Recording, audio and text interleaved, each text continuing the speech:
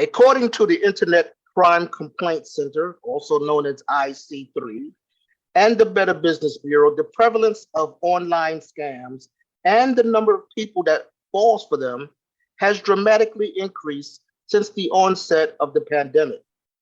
This increase in scams have been seen everywhere, from online shopping to work at home scams, yes, even romance scams. Tonight on Diverse Talking Heads podcast, we will talk about scams and can you get got?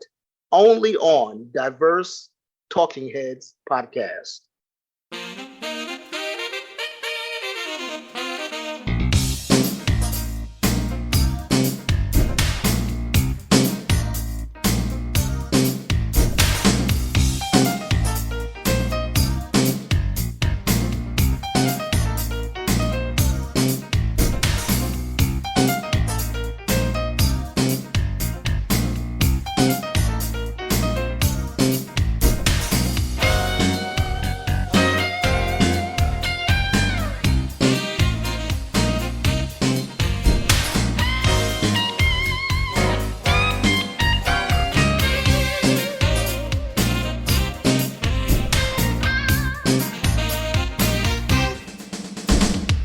All right, here we go, y'all. Here we go. Another episode of Diverse Talking Heads podcast. I'm your host, Calvin Gibbs, and we are so glad that you're tuned in to this episode because 'tis the season. Yes, 'tis the season for scams. Yes, we know we have scams to deal with the entire year, but somehow around the holiday time, they do seem to be more prevalent.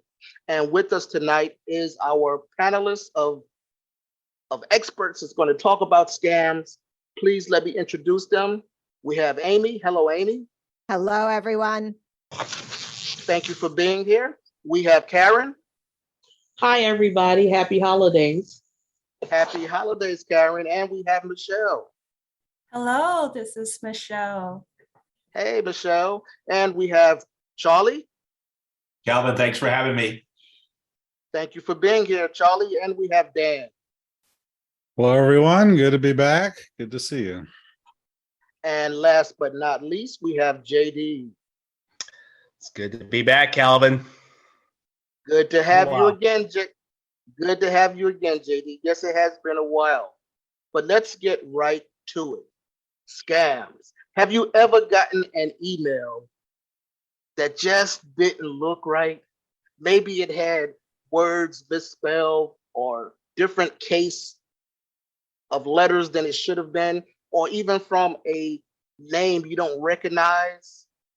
These could be scams with links in them. They always want you to click a link. But what happens when you click those links? First of all, let's take the question. I'm going to throw this out to anybody that want to take it. Have you ever seen one of these scam emails? Show of hands. I see everybody has their hand up, including myself. Yes, we have seen them. One of my favorite ones is from the barrister of the UK, whose client has like $10 million that he wants to give to me. And all I have to do is click on the link and I'm going to be a multimillionaire, right? Yeah, not going to happen. Not going to happen. So let's start with the ladies. Ladies, have you or anyone you know ever been scammed? Yes. Oh, wait. If you don't mind, Karen, if you don't mind, could you tell us a little bit more like how this happened and was it you? Oh, what happened? Well, I've been scammed a lot. I was scammed. I got a message from Amazon saying that I had ordered like $7,000 worth of equipment. And I'm like, what? And it was going to be delivered like ASAP. So I called Amazon and I was like, look, I got an email saying that I'm getting, I ordered something and I didn't. And I don't know how it could have happened because what I don't do is save my credit card information on any website. and Amazon tracked it back and said, don't worry about it. That kind of blew my mind. It was like over $7,000 worth of computer equipment. Wow. Wow. Mhm. And I got it. It came. The first message was by email, and the second message was by phone call. Okay. Mm-hmm. Has anyone ever gotten one of those emails and actually clicked on the link or followed the instructions? I had a coworker that did that. This was years ago, and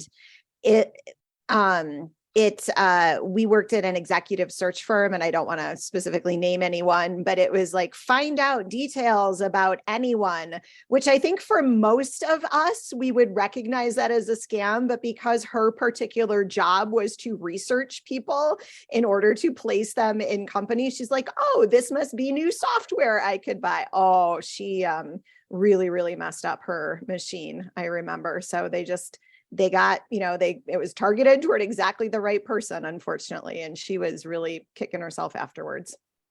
Wow. Michelle, you was going to say something?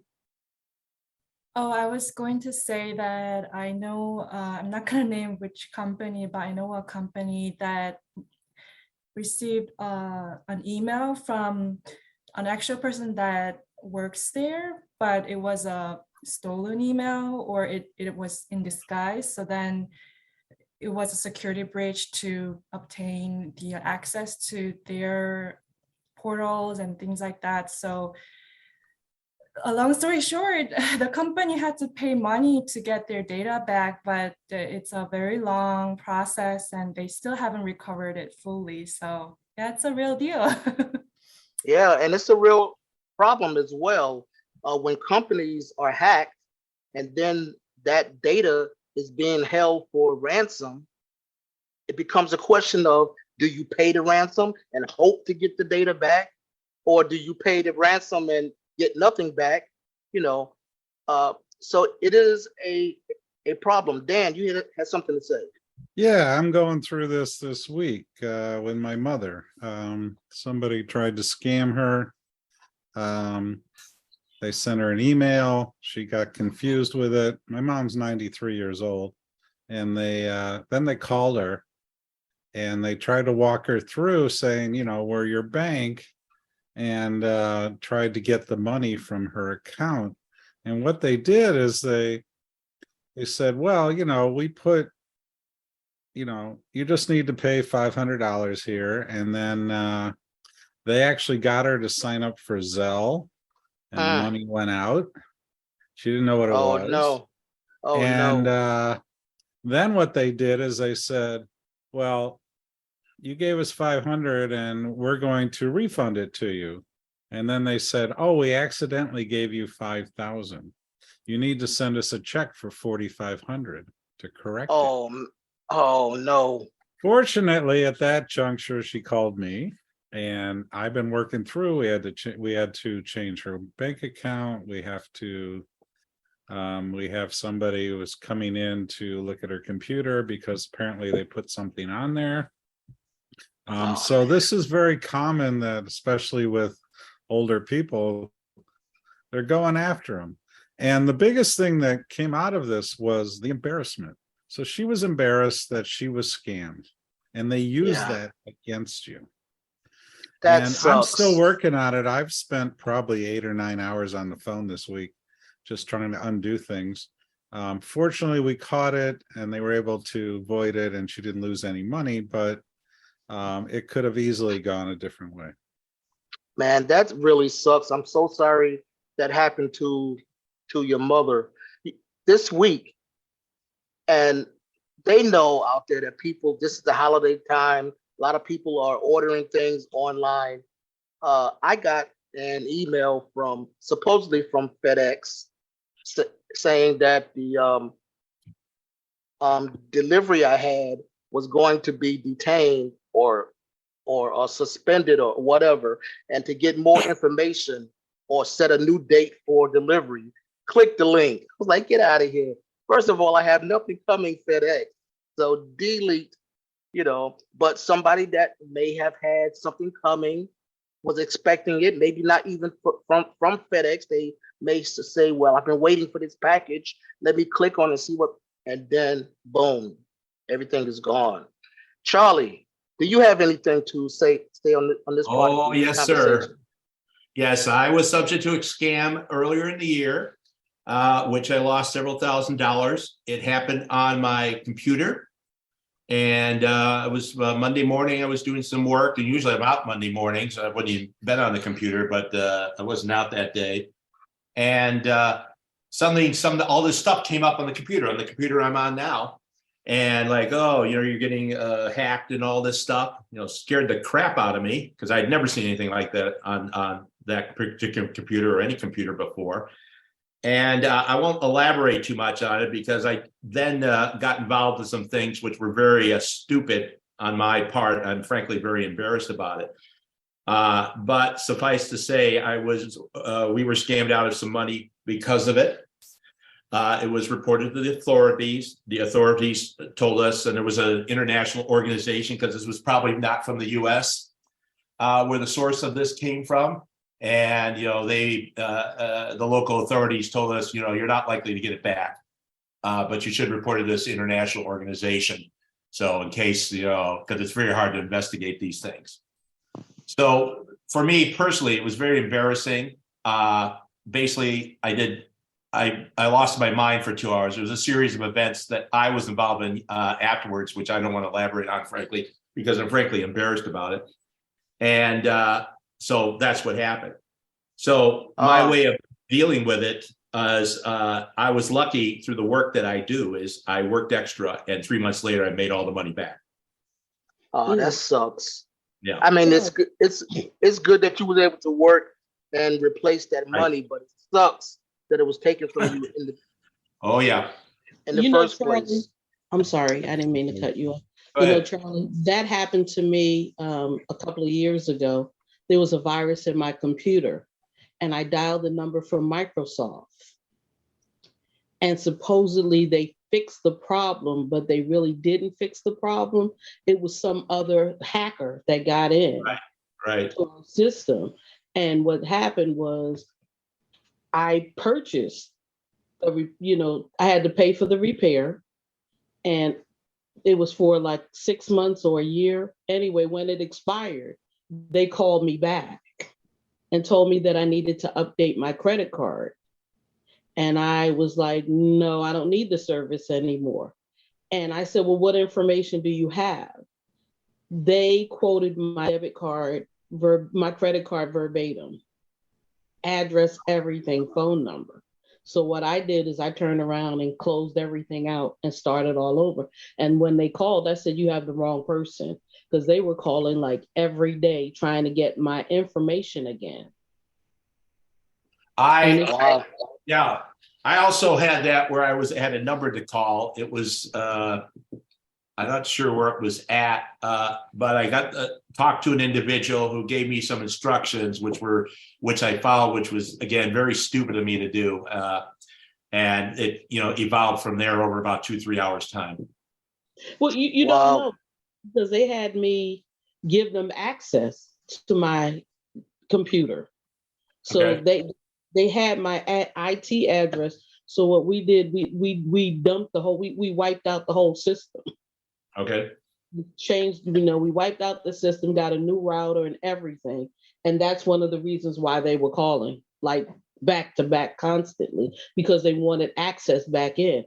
Right. It was like, because it was still, somehow I forgot what it was called, but they planted another virus inside. They said I was being hacked by someone overseas, and they couldn't figure out who it was and so forth and so on. So that's when I was like, no, I'm going to wipe it out. Well, that's the thing. And at least in my case, there was no virus. They just were able to put something on the computer like warning, warning, warning. And, oh my God, what the hell happened here? And because I'd never seen anything like that before, but there was no virus. They were able to somehow get into the system and just scare you basically on it. And that's how the whole thing started. Well, one of the things we have to think about is these are sophisticated operators. Right. And they count on the fact that you think you did something stupid. which you didn't necessarily do. You followed something by somebody who knows how to work people who are concerned. And I think one of the things that it gets perpetuated is because the fear, the feeling stupid, the wanting to hide it and wanting not to tell anybody. You reported it. That's a good thing. You can't always stop it, but I think they take advantage of all those things, and it's one of the reasons that it keeps expanding. JD, is there anything that you do to limit the amount of junk that you get in your inbox? I get quite a lot of that kind of emails. However, it's one of those, unless I know it from whether it's Dan or you, Amy, Michelle, or one of you guys, it's like, especially if it's a call, like emails or calls, like, unless it's, I know it's whoever, I'm just going to just delete. And even your spam filters won't pick up each and everything. There's not. They try to kind of weave their way through all that stuff. Now, my question actually for Karen and Charlie. Did they try to open up any accounts in your name? Oh, they couldn't open anything in my name because what I always do is whenever I give my credit card number to somebody, I watch I lock account after the transactions by someone that I'm not familiar with. Okay. I freeze the account. No. Yeah, you can't like get into once that transaction goes through, it's on lock. I don't need it. Good. It's locked. And that's what happened. And then also, I don't know if I should say this publicly, but every year I get a new CVV code. If I'm dealing with someone who is a stranger, say, because it's like, no. Mm-mm. Okay. That's really That's good. smart. That's good. That's a really smart tip. Yeah, whatever you got to do to keep yourself safe. Now, let's move from the emails. Let's talk about phones. A couple months ago, I was relaxing, watching TV. My cell phone rings, and it's this guy from PayPal supposedly telling me that there was a problem with my PayPal card. Now, my PayPal card I only use for business, for vendors to pay me. And I really didn't even have more than $7 in there. But there was a problem with my PayPal card. He had my name, he had my address. He wanted to know when was the next time I was looking to make a deposit, and he sounded, first of all, he sounded African-American. He sounded young but professional. I asked him some questions. He gave me answers that I thought was good. So we hung up the phone, and I sat there and I was thinking, and then the light bulb came on. Oh shit, that wasn't a real call. So I called PayPal right away, and they was like, no, Mr. Gibbs, that was not us. We're going to cancel the card, and don't ever do that again. I was like, I won't. But whoever I was talking to had all of my information, and that was scary. He was just trying to verify my address, things like that. And I was like, well, if this is PayPal, they should already have that information. They should ask me to give it to them. But he was giving it to me, and that's like something is just not right here. So that was a telephone scam. Has anybody else been scammed on the phone or know somebody that's been scammed on the phone? Dan, I know your mother was an email, right? Yeah, it was an email, but then they also followed up with a phone call. They followed up with a call. Mhm. Anybody else ever get phone calls that just don't seem right these days? It's my friend's example, but I think one of us mentioned Amazon phone calls as well. So he received Yeah, he received a phone call saying someone just purchased on iPad on your credit card. It's compromised. Now you have to give me your credit card number. And he said, you already have it on file. But then he was thinking that next time it happens, he's going to play along, play victim, and then towards the end say, oh, I actually really hate my brother, so I'm gonna give you his information, so let's split 50-50. so so I think That's crazy. we're getting smarter here, but yeah, I mean, Yeah, but the Mhm. yeah, but the scary thing is, Michelle, as we get smarter, they're getting smarter too. I know. Because even on the local news here in Chicago this week, I heard a story about a lady who had a knock at the door, and it was some guy supposedly from one of the utility companies. I don't know whether he had a badge or whatever, but she said he looked official and wanted to take her around the side of the house where her meter was, because he was there to fix the meter or whatever the case was. She left with him around the side of the house. Somebody else came in the back of the house and robbed her while she was outside with this guy. Oh gosh. Yeah. So they're getting smarter. And I think this conversation proves anybody can get got. Any of us. There's no degree to what these people will go through. So how can we take steps to keep ourselves somewhat safe? Well, one thing is we can make sure that on a regular basis, or especially when we see something that doesn't look right in the email, change that passcode and not just make it something that is easy to guess, birth date, name, address, whatever, but invest in a passcode generator.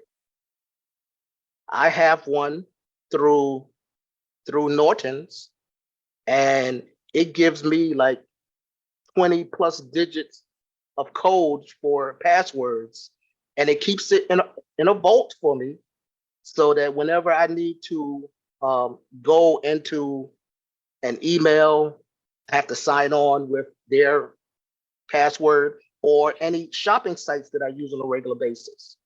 Sometimes, has anybody had to add another level of security on a site that you go to? I forget what it's called, but they will like call you and send you a code. Yes. Two-factor authentication. Yeah, the two-factor. Yep. Yep. That seems to work pretty good, as long as you have your phone near you. A lot of times I'm on the laptop and I forget to bring my phone near me. Or if I would happen to be out maybe on a public computer and not have my phone, that's not going to help me. But I guess the main thing all in all is to keep yourself safe. Anybody else have any other ideas about what we can do to keep ourselves safe? Well, there's a couple of things. First off, you should never do any of your banking or anything in a public computer. And the other is, when you get an email like that, if you hover over the email, you can see what underlies it. So if it just says, for instance, Amazon or Walmart or Bank of America or whatever it is, hover over it and you will see that the underlying email is some gobbledygook, like, I am scamming you 999 at wegotyu.com or something. And immediately to, spam it out of there. So just take some of those precautions when you see those kind of things. If you get a text, block the number, or a phone call that now they auto generate lots of numbers, so you'll never keep them out totally, but don't click on any of those things. They can embed them in pictures now, all sorts of things. So you just need to take some of those care when you go, looking at these various things, because as I said before, the sophistication is there. They know how to work people to try to get them to do what they want to do. That's right. Anybody else have any ideas on how we can keep ourselves safe? Amy? Yeah, on similar lines, like if I get something from Amazon, seems to be a big one. I go into the account because I figure if they've sent me an email, it's also in my actual account. So rather than doing anything in this supposed message that I got, I go to the source, and I mean, it's never there. Sometimes they do scare me enough that I'm like, oh my gosh, did I order a $7,000 laptop? Or like, did my kid, actually get on one of my devices and do that? So that is a pretty quick, in the moment, try to get over the panic and just rationally think, all right, if they're emailing me and it's real, I will also see it in whatever actual account that I've got. So go through there, because that's usually a safer channel, particularly, Calvin, as you mentioned, if you've got like 2-factor authentication and stuff like that built in. Yep. And there's actually an app called the Authenticator, I believe it's called, where for my government accounts and for my email account, before I can actually sign in, I must go to this app, get the Authenticator code, and it changes like every 30 seconds, and put that code in. If I let it go to 0 and it changed and I haven't finished putting it in, I have to start over and put that updated code in. And once I put it in and say accept, then it will take me to that government account or to my email.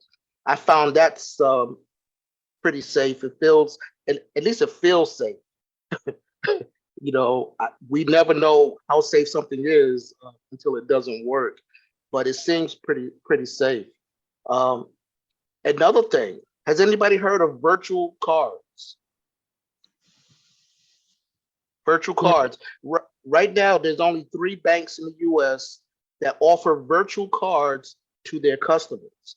Those 3 banks are Citibank, Bank of America, and Capital One.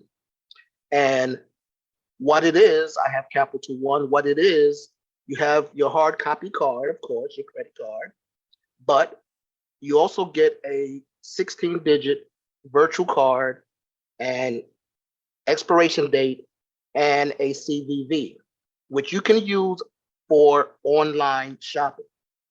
Okay, so you don't have to put your hard copy card number into any website to make purchases. Now, the benefits of it, you can shop online with these. You're not giving up your real card number. As soon as the purchase goes through, the bank will let you know that your account has been credited for this amount. So you get notification almost immediately. And that seems safe. But there's downsides to that as well. Let's say that you order something, but you're planning to pick it up in person. They may ask to see the card that the purchase was made with. You can't show them a virtual card. Okay, it's not going to work. Sometimes when you make hotel reservations, they want to see your card that you made the reservation with. When you can't show them a virtual card. Things like that. So it's a pro and a con to it. I think the pros, as far as being able to shop safely, outweighs the cons right now, and I'm pretty glad that Capital One is doing something like that. I wish more banks. I'm surprised that Chase, being such a big bank, national bank, is not up on that, especially since they had so much problems with Zelle. But you didn't hear that from me. Yeah, well, you know that Zelle has they just put out another, what is it, privacy notice or security notice, saying that when you Zelle money to people, they're no longer going to refund that money back to you if it's a fraudulent transaction. Yes, because Yes. because you signed off on it. You gave the money to them. Right. Yeah. Right. And and it's like, and what I would suggest, if anybody does that, if you don't know that person, don't Zelle. Don't Mm. and even if you know someone, verify their information, like send them $1 and have them call you to let you know if they actually got that dollar through Zelle. And if they didn't get it, then don't go proceed any further. Because it's like, it's so you always have to think about the next step, the next step, the next step. And when you were talking about phone calls, one of the ways that I managed to cut down on my calls was I pretended I worked for the FBI and the CIA Mm. or a law firm. And as soon as I mentioned these agencies, the people would hang up real quick. And then once they call, I send them to the block file. Okay. And it's rare that, like somebody brand new who doesn't know, I'll get a call, but I don't get them anymore. And I know T-Mobile didn't upgrade that well to, nip it in the bud. But yeah, because I'll say, Jackson and Jackson defense attorneys, click, well, thank Smart. you. FBI, Smart. thank you for this call. And I'm like, Smart. and I'll ask them your name and how do I get back in contact with you? Okay, well, thank you. Hold on a second while I put special agent so and so on the phone to speak with you. And they're like, click. Yeah. As a matter of fact, my wife got a call. This was on the house phone, and it was somebody wanting I don't know, to sell something or whatever. So she went into her little girl's voice and said, "My mommy's not home right now," and they hung up. And of course, I'm sure we all have had the car warranties, right? Call about that. Everybody's nodding yes. JD, go ahead. Car warranties. Actually, my question to Karen on this one was on a home phone as well, because I've noticed there's a little more risk as far as those kind of calls coming on home phone. Okay. Oh, I don't. Call ID tells you what it is automatically. If it pops up and you don't know who it is, I'm not answering the call. Period. Right. That was one of the biggest reasons why I got rid of my landline at the time. I was getting a few calls that around 2:00 in the morning from, and the area code was actually the same area code as where my parents live. Absolutely. They mirror, what they started doing was mirroring familiar area codes like where you live. So, if someone's calling you, you're going to pick up the phone because you think it's somebody that you might know or somebody local. Mm-hmm. And no, it's not. And I made the mistake of picking up the call one time, and it was this one guy in foreign accent. I won't say exactly which ethnicity or anything like that, but they were saying you have some questionable material on your computer, and we're going to call the police on you if you don't give us this money. And I just remember first time I hung up on them, then they called probably about 2 hours later after I tried going back to sleep. And I remember having to, it's like, let me call the police and let's put them on here. And I just remember getting the guy replying with so many obscenities. And don't hang up on me. Don't hang up on me. You blah, blah, blah, blah. Yeah, well, there was a lot of expletives on there. Some of them are belligerent. I mean, I've had a couple of people who came at me because I wouldn't respond the way that they wanted me to respond, and fine, okay, click, hang up the phone. I think and blocked. Yeah, but block on the cell phone, house phone, call ID tells you what it is. It'll say unknown. Anything that says unknown, they'll leave a message. Yep. Right. Yep. Cal, can I mention one? Can I mention one thing? Offshoot of what happened to me. I inadvertently during this process had a payment out for a credit card, and unfortunately, the timing of what happened, the money that was that left, the amount bounced, and what happened was the credit card company closed my account. And they did not give me any appeal process on that. I went back, I paid it because they asked, pay the money. I paid it right away once I had it within a week or two. It was a short period of time. But they did not allow me any appeal process to keep that account open, which I had open for 7 years and I never had any problems on it. And so I have other credit cards, and I actually opened another credit card account with another company after that. But I was very dismayed that there was no appeal process on it. And I'd already paid off the account once I knew of the problem, even before I got the letter saying they were going to close the account. Does that fall in the category of you gave them the money? So we're not going to. I had put a payment in and it did not clear. And Okay, they gotcha. closed it on that one payment that did not clear. And I immediately, within a week or two or whatever the notification time was, corrected it. That sucks. Yeah, there was no appeal, nothing. I couldn't talk to anybody. I called them and they said, who can I talk to about this? I'm taking care of this. And nothing. That was it. After 7 years. And Michelle? Oh, yes. So I was going to bring up how listening to many stories, I know that we talk about we shouldn't listen to strangers, we shouldn't trust strangers, but in the online world or over the phone, it's so easy to forget not to apply the same principles. And there are really no etiquettes that people teach about, okay, what are the good etiquettes, what are the bad etiquettes in the online world or virtually. So because there's no school for it, or you have to seek it yourself. I think anyone can be vulnerable. I mean, we're talking about elderly and people who are trustworthy and things like that. But I really think that everyone, including myself, should really learn how scamming works and be always open to how the new world works. So, yeah. Yep, that's true. So all of this discussion, y'all, I think we've come to a unanimous agreement that anybody can get got. So we're going to take a break right here.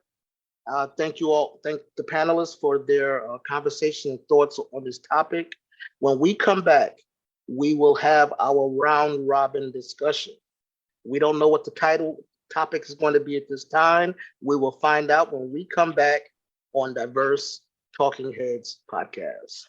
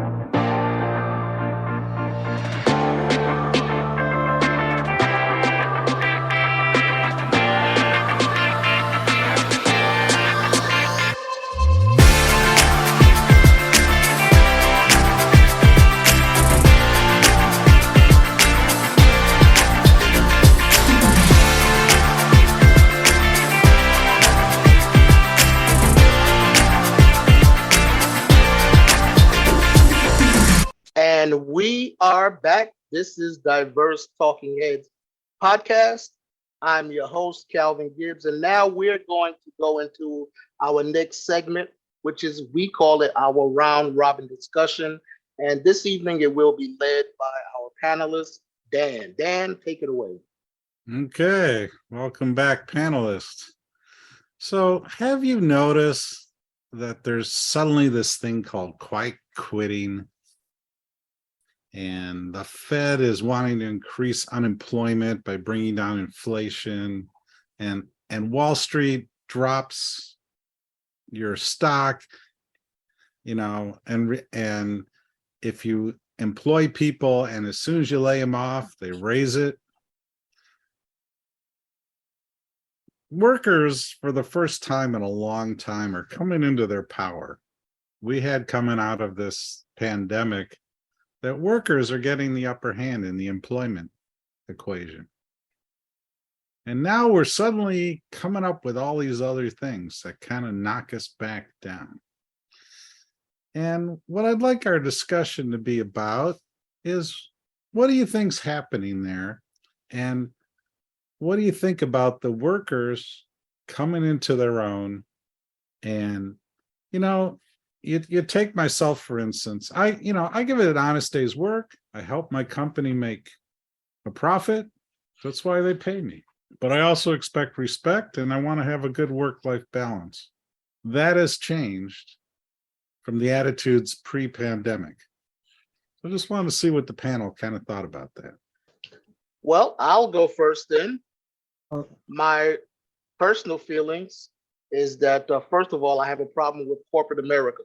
Let's get that on the table right now.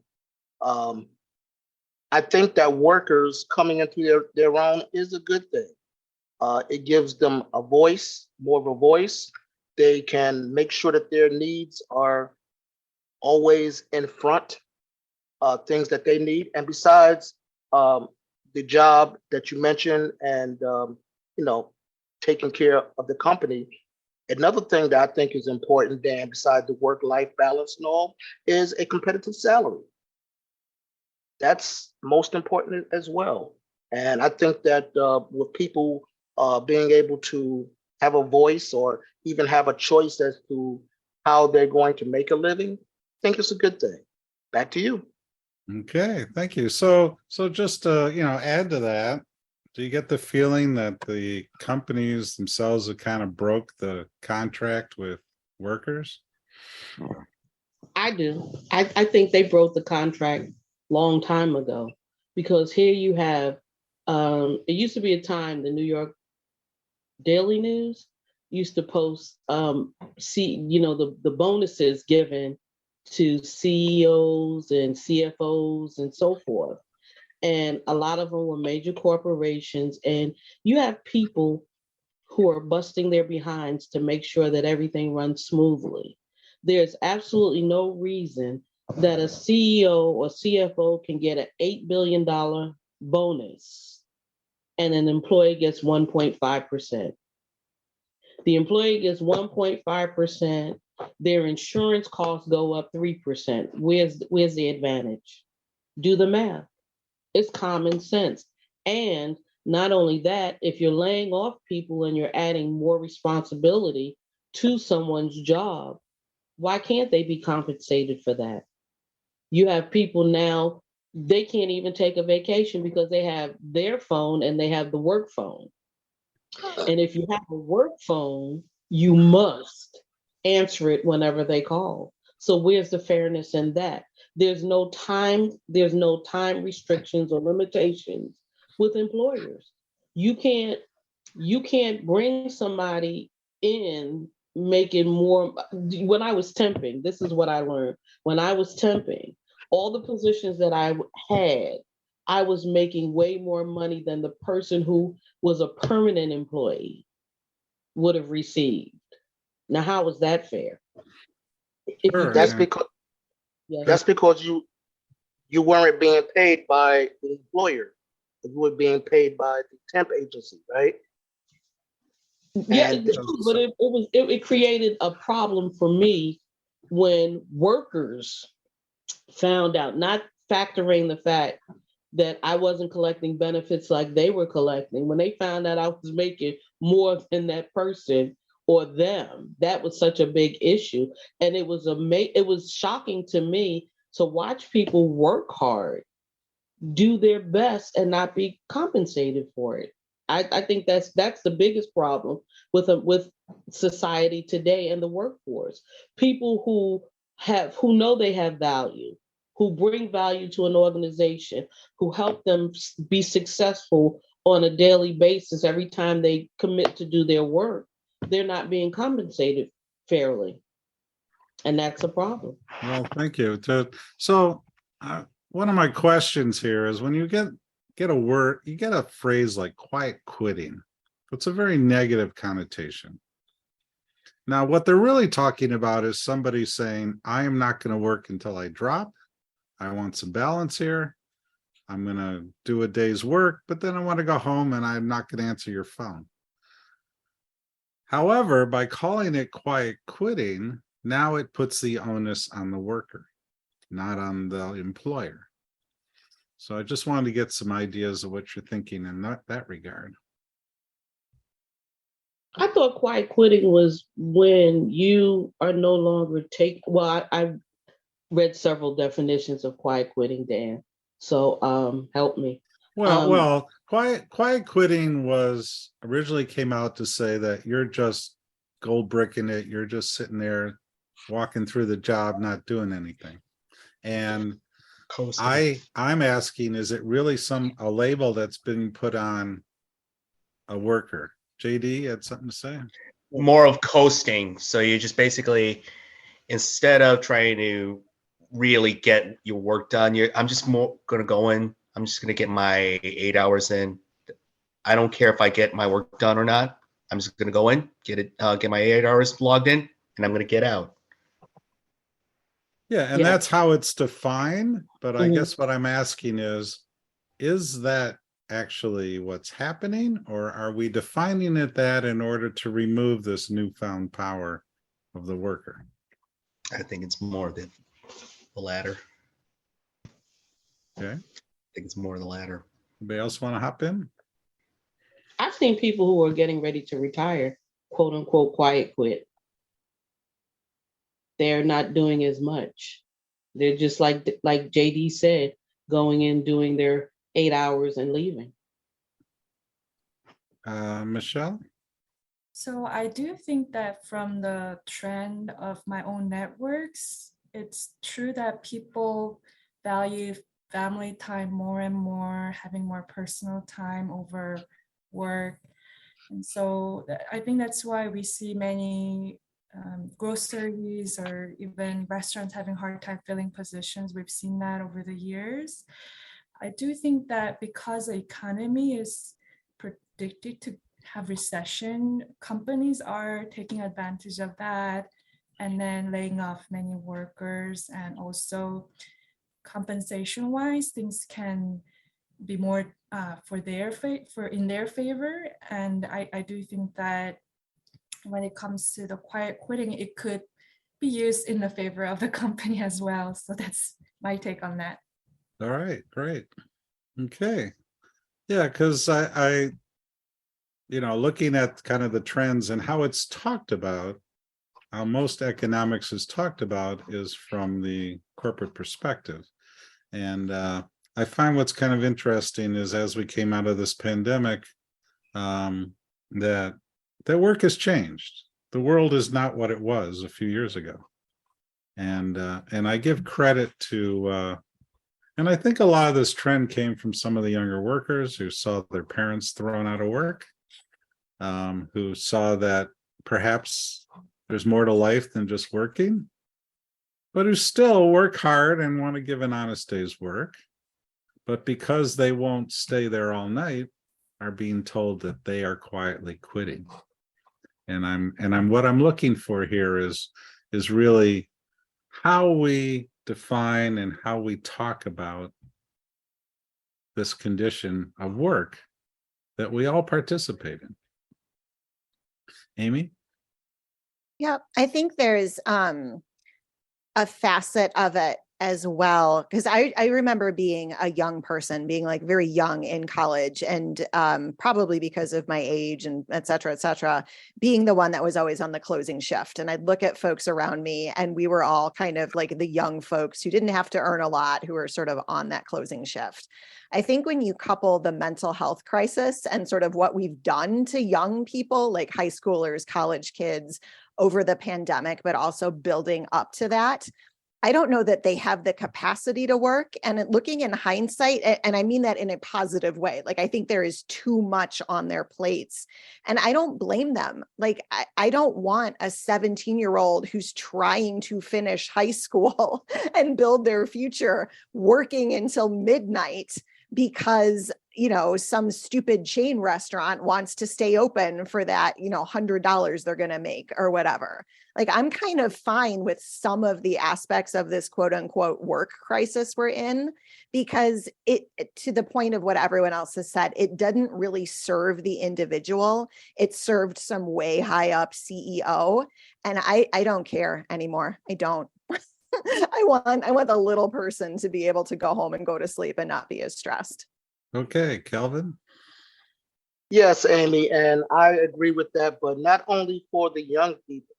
I think that corporate America got people into the habit of working more than 8-hour days, of being scared to take time off. A conversation here at home recently about why people go to work sick. They're afraid of losing their job. They think they're going to lose their jobs. I've given workshops on productivity to women that were trying to take care of their husbands, the house and the kids, cook every single day, and put in 12 hours at work. Why? Because their boss expected them to do it, and it just wasn't working for them. Lee Iacocca, when he reworked Ford and then Chrysler, his thing was, no, you work 8 hours a day and go home to your family. Okay, there's no reason for anybody to work more than 8 hours, and especially and not get paid right for it. So I also agree with you, Amy, but it's not just for the younger people. I think it's for anybody that's being used like that by corporate America. I believe in a good day work for a good day's pay. Calvin, if I could throw a quick comment. Oh, sorry. Go ahead, throw a Charles. quick comment in because I know our time's running out. It's interesting hearing this subject. I'm not personally involved in it because I've been immensely lucky in my life. The last 22 years, I've been basically self-employed. So I call my own shots. And, I've heard that over the years, and back in the 90s, I was more probably in corporate work back then, and the problem still exists. So, but I've been very lucky on that. Okay, well, thank you all. And I'll turn it back to you, Calvin. All right. Thank you, Dan. Great job on the round robin discussion. Thank you to all of the panelists. Definitely, we have some things to think about, and we still have things to think about as we go about this holiday season, shopping online, shopping in the stores, answering phones, answering doors. Be aware. If it seems fishy, it probably is. Always remember that utilities will not call you and request that you make a payment right now, or else. They won't cut off your power right now, or else. They won't ask you to buy gift cards for payment right now, or else. So just take care of yourself, be aware, and let's see where this goes as time evolves. Well, that's about all, y'all, for this segment of Diverse Talking Head Podcast. I'm your host, Calvin Gibbs. I want to thank our panelists, Amy, Michelle, Karen, Charlie, Dan, and JD. And it's always important that we say we take 2 steps to the rear and get on out of here. Until the next episode of Diverse Talking Heads Podcast, exit stage left.